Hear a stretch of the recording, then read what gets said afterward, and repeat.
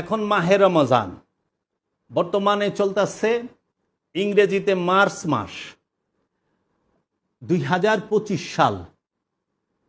গত 2 দিন আগে দুঃখের বিষয় বলি, মাহে রমজান মাস হাদিস শরীফে আছে যে এই রমজান মাসে আল্লাহ রব্বুল আলামিন শয়তানকে শিকল দিয়ে বেঁধে ফেলেন এবং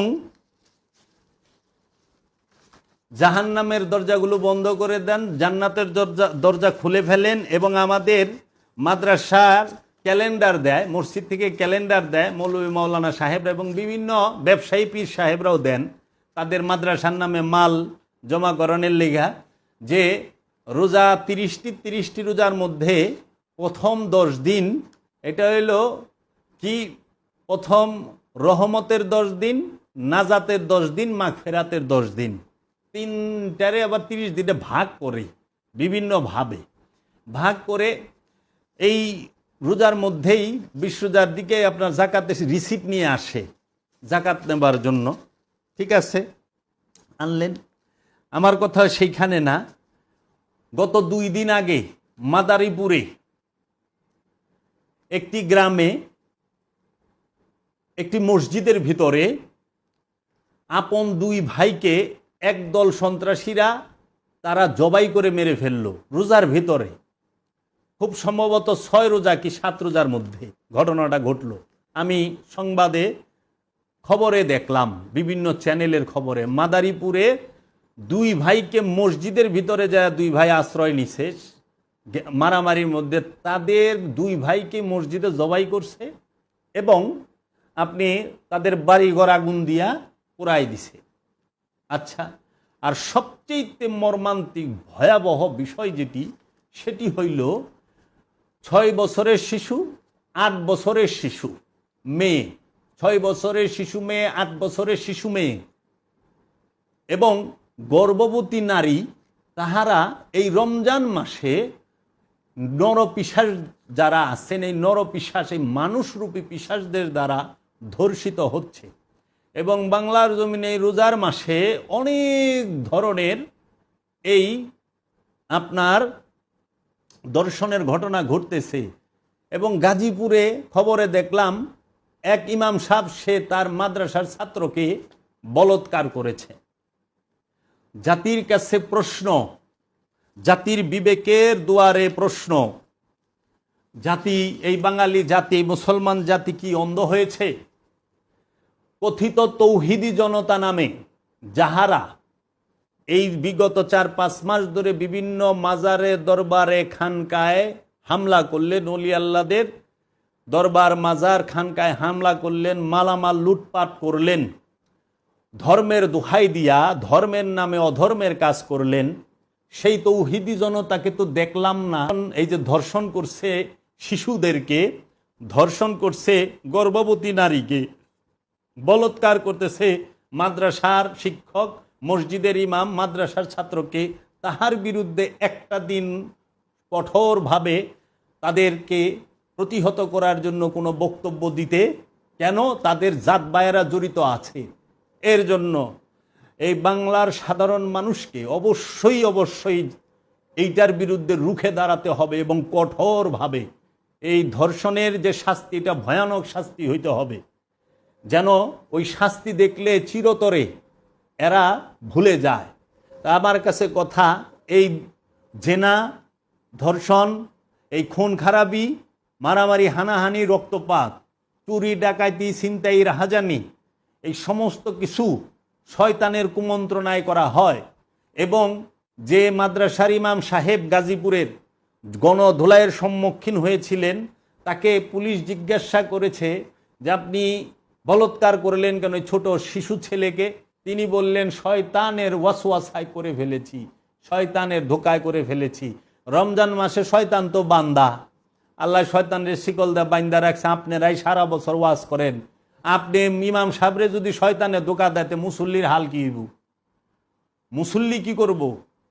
এর জন্য এই বলৎকার থেকে এই সমাজকে এবং এই ধর্ষণ থেকে সমাজকে রক্ষা করতে হবে, এই সমাজের মানুষকেই, এই দেশের জনগণকেই।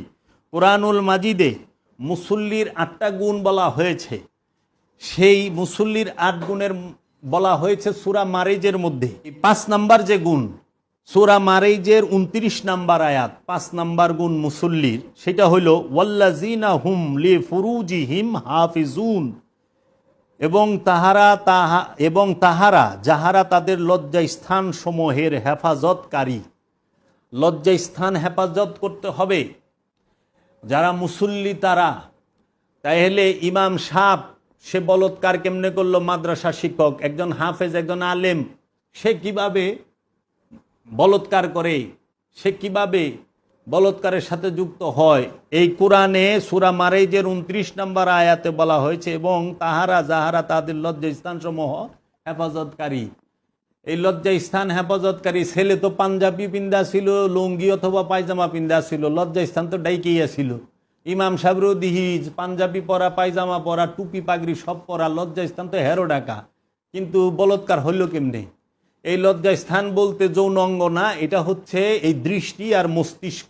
দৃষ্টির মধ্যে যদি খারাপ থাকে আর মস্তিষ্কের মধ্যে যদি খারাপ ভাবনা থাকে, বরকা দিয়া না, লোহা দিয়াও যদি প্যাকেট বানায় মায়ারা রাইতে রাস্তায়, সন্ধ্যায় রাস্তায়, দিনে রাস্তায় হাঁটে, তারপরও তারা বিপদের সম্মুখীন হইব।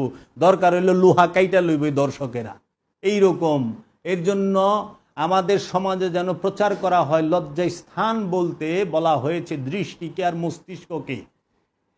যার দরুন আজকে দেখেন একটা 6 বছরের শিশু, সে তো শিশু, তার দর্শন হওয়ার কারণ কি? পোশাক। অনেকে বলে, এবং কিছুদিন আগে দেখলাম ঢাকা ইউনিভার্সিটিতে এক জাহেল, সে এক নারীকে কুরুচিপূর্ণ মন্তব্য করেছেন। তার দরুন তার বিরুদ্ধে মামলা হয়েছে, তাকে থানায় আটক করা হয়েছে। কিছু তৌহিদি জঙ্গল, এই তৌহিদি জনতারা তারে মুক্ত করার জন্য থানা ঘেরাও করছে, এবং তারে বাইর কইরা মাথায় পাগড়ি, গলায় ফুলের মালা, আর তার হাতে দিছে কোরআনুল মাজিদ। মনে হয় উনি মাত্রই ফাজিল পাশ করে বাইরে এলেন, পাগড়ি পরায় দিছে। বড় বড় আলেমগোর সাথে তা গই কেন? আপনাকে ইসলাম কখনোই কাহারও উপরে বল প্রয়োগ করার অধিকার দেয় নাই। ইসলাম কি? শান্তি। বল প্রয়োগ ইসলামে নাই। আপনি পর্দা সম্পর্কে সতর্ক করা যায়, পোশাকের শালীনতা বজায় রাখতে হয়, সেই সম্পর্কে সতর্ক করা যায়। এমনও হয় যে অন্য ধর্মের মানুষও হাঁটে, তা আপনি কি অন্য ধর্মের মানুষও জোর করে আপনার পোশাক পরাই দিবেন? এই বল প্রয়োগ তো ইসলামে নাই। আমার একটা ঘটনা বলতে হয়। এক লোক এক আল্লাহর ওলির দরবারে, আল্লাহর ওলি তো সার্বজনীন, সবার জন্য আল্লাহর ওলির দরজা খোলা, তা আল্লাহর ওলির দরবারে আপনার মুসলমান আসে, খ্রিস্টান আসে, হিন্দু আসে, বৌদ্ধ আসে, ইহুদি আসে, এমনকি যারা ধর্ম মানে না তারাও আসে। আপনি যদি আজমির শরীফে যান, কয়েক কোটি দেখবেন অন্য ধর্মের মানুষ ওইখানে ওরসে আসে। আল্লাহর ওলিদের জাত থাকে না, যার জাত আছে সে আল্লাহর ওলি না, সে মৌলবী সাহেব। আল্লাহর ওলি সার্বজনীন। আল্লাহর ওলি হচ্ছে মানব জাতির মিলন কেন্দ্র, মাসাবাতান লিন্নাসে, মানব জাতির মিলন কেন্দ্র, জিন্দা কাবা। এ আল্লাহর ওলির দরবারে এক খ্রিস্টান লোক, তিনি গেছেন, বার আসিল শুক্রবার। এখন ঘোরাঘুরি করছে আল্লাহর ওলির দরবারে। শুক্রবার দিন তিনি দুপুরবেলা নামাজের সময় মসজিদের এন্দা ঘোরাঘুরি করতেছে, দোকান টোকানে গেছে। তো মুসল্লিরা আবার ওই আল্লাহর ওলিরে দেখা পারে না। অনেক মুসল্লি আছেন আল্লাহর ওলিরে দেখা পারে না, ওগুলারে সহ্যই করতে পারে না। তো খুব রাগ, জুমার নামাজ চলতেছে, ওনারা মসজিদের সামন্দাটে, মসজিদে ঢুকে না। তো থাপাদা ধরছে, এই বেটা, জি নামাজ পড়স না কে? জুমার নামাজে মসজিদে যা। কয় কি কন? আমি মসজিদ যাম কে? যাবি না মানে? তুই কই আইসস? আমি বাবার বাড়িতে আইসি। খালি বাবা বাবা করে বেটা, আল্লাহ আল্লাহ কর, মসজিদে যাবি। কই কি কন? আমি মসজিদে যাম কে? কয় কে? তোর নাম কি? ক আমার নাম পিটার। তোর নাম কি? কয় পিটার। ক তুই খ্রিস্টান? হেরেনি খ্রিস্টানও আহে? কয় আহে, আমি তাইছি। এখন আমাদের সমাজের এই হাল যেন না হয় যে আমরা মানুষ চিনলাম না, বুঝলাম না, সেই মানুষটাকে বল প্রয়োগ কইরা আমরা বরকা পিন্দায় দিমু অথবা মসজিদে টাইনা লয়ে যামু, সেটা না। আগে তার পরিচয় জানি, তিনি কোন পরিবেশে আছে সেটা জানি। আমরা যেন কারো উপরে বল প্রয়োগ না করি। বল প্রয়োগ করেন না, যারা দর্শন করছে তাদেরকে ধরেন, তাদের বাড়ি ঘরে আগুন দেন, তাদেরকে বিচারের মুখোমুখি করেন, এলি তো সোজা হয়ে যাইব। যারা বলৎকার করছে, যেইখানে বলৎকার হয়েছে, বলৎকার যে মাদ্রাসায় হয়েছে ওই মাদ্রাসাটা তো ভাঙলেন না, বলৎকার যে মৌলবী করছে তারে তো কিচ্ছু কইলেন না। একজন মৌলানা রে দেখলাম না বাইতুল মোকাররমের উত্তর গেটে দাঁড়ায়া বলৎকারদের বিরুদ্ধে একটা স্লোগান দিতে, একদিন একটা মিটিং করতে, সেটা দেখলাম না। কেন? এর কারণ কি? উল্টো ইনারা নারীদের প্রতি বিদ্বেষমূলক ওয়াজ করেন, নারীদের প্রতি বিদ্বেষমূলক ওয়াজ করতে করতে আর এই বিকৃত, এই বিভৎস যে আপনার কুরুচি সম্পূর্ণ যে সমস্ত ভিডিও মানুষ এখন সমাজে প্রচলিত ব্যাপকভাবে ছড়ায় গেছে, তার কারণে আজকে বাংলাদেশে এত ধর্ষিত হচ্ছে মা বোনেরা এবং ছোট্ট শিশু। ওই 6 বছরের শিশু, 8 বছরের শিশু কখনোই আপনার গিয়ে পর্দার সাথে, পোশাকের সাথে তাদেরকে ফেলতে পারবেন না যে বেপর্দার কারণে ধর্ষিত হয়েছে। না, প্রত্যেকের স্বাধীনতা আছে। আপনারা বলেন হাত মোজা, পাও মোজা, বোরকা পইরেই থাকতে হবে। 1450 বছর আগে কোনো বোরকা ছিল না, 1450 বছর আগে কোনো হাত মোজা, পাও মোজা ছিল না, ছিল বস্ত্র, সেইটাকে সুন্দরভাবে দিয়ে রেখেছে। আপনার যদি সমস্যা হয় আপনি পর্দা করুন। আল্লাহ নারী এবং পুরুষ উভয়কে পর্দা করতে বলেছেন, আল্লাহর রসুল নারী পুরুষ উভয়কে পর্দা করতে বলেছেন, উভয়ের দৃষ্টিকে নত করতে বলেছেন, সংযত করতে বলেছেন। যত পর্দা খালি নারীর জন্য, পুরুষের জন্য পর্দা নাই। আপনারা এত চায়া থাকেন কেন অন্যের দিকে? আপনারা নিজের দিকে তাকান।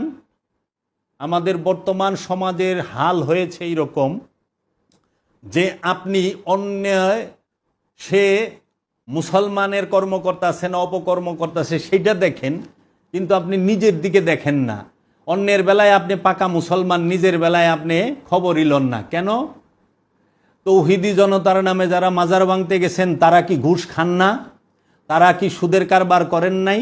তাদের বাপদাদারা কি ঘুষ খায় নাই? তাদের ভাই বোনেরা, বোন জামাইরা কি সুদ খায় না, ঘুষ খায় না? তারা বছরে কয় ওয়াক্ত নামাজ পড়েন? তাহারা দিনের জন্য কি খেদমত করছেন? জীবনে কতদিন মানুষের সেবা করছেন? তৌহিদি জনতার নামে আমার বাড়িতে যারা হামলা করতে আসছেন, 13 জন আসামির মধ্যে 12 জন আছে বছরে আসার খায় কিনা সন্দেহ আছে মসজিদে। একজনে গাঁজা বিক্রি করে, গাঁজার ডিলার, সে আইছে আমার বাড়িতে তৌহিদি জনতার বেশ ধরে মাজার ভাঙার জন্য। একজনের বাপে দালালি করে, সে আসছে মাজার ভাঙার জন্য। আমি তৌহিদি জনতা গো দেহি তৌহিদি সুর, গরু খাসি সব চুরি করে লয়ে যাইতেছে। এর বিরুদ্ধে আইনের কঠোর প্রয়োগ হইতে হবে এবং সমাজের মানুষের সোচ্চার হইতে হবে। যেই তৌহিদি জনতার নামে যেন ধর্ম বিরোধী কাজ, শান্তি বিরোধী কাজ, উশৃঙ্খল কর্ম এবং মানুষের প্রাণ নাশ যেন না হয়। সম্পদ জমাকারীর বিরুদ্ধে রুখে দাঁড়ান, মজুদকারীর বিরুদ্ধে রুখে দাঁড়ান। ধর্ষণ যে করে, এই যারা ধর্ষক তাদের বিরুদ্ধে রুখে দাঁড়ান। যারা সুদের কারবার করে তাদের বিরুদ্ধে রুখে দাঁড়ান। যারা মানুষের সম্পদ এবং মানুষের অধিকার হনন করে তাদের বিরুদ্ধে রুখে দাঁড়ান। যারা মানুষের এই মশার মতো, মশা যেরকম মানুষের শরীরে বৈশা রক্ত চুইসা নিলেও, সারপোকা মানুষের শরীরে বৈশা রক্ত চুইসা নিলেও টের পাওয়া যায় না, এরকম সম্পদ জানোয়াকারীরা মানুষের নেলদারার মধ্যে চুইসা রক্ত তারা পান করতেছে, চুইসা নিতেছে। মানুষের ঘামের পরিশ্রমের যে মূল্য, ন্যায্য মূল্য গরিবকে দেয় না, তার মজুরিতে ঠকায়, মূল্যে ঠকায়, তার বিরুদ্ধে রুখে দাঁড়ান। ও আপনাদেরকে তো তার বিরুদ্ধে রুখে দাঁড়াইতে দেখলাম না। আপনারা আল্লাহর ওলির বিরুদ্ধে রুখা দাঁড়ান, আপনারা মাজারের বিরুদ্ধে রুখা দাঁড়ান, আপনারা এক গ্রুপ আরেক গ্রুপের বিরুদ্ধে রুখা দাঁড়ান। এই যেন সেই 1450 বছর আগে, সিফফিনের যুদ্ধের এবং নাহওয়ানের যুদ্ধ এবং জঙ্গে জামালের যুদ্ধের মতো এক মুসলমান আরেক মুসলমানরে কুবায়া কাটার লেগা ময়দানে আইসা পড়ছে। এই সিফফিনের যুদ্ধে, নাহওয়ানের যুদ্ধে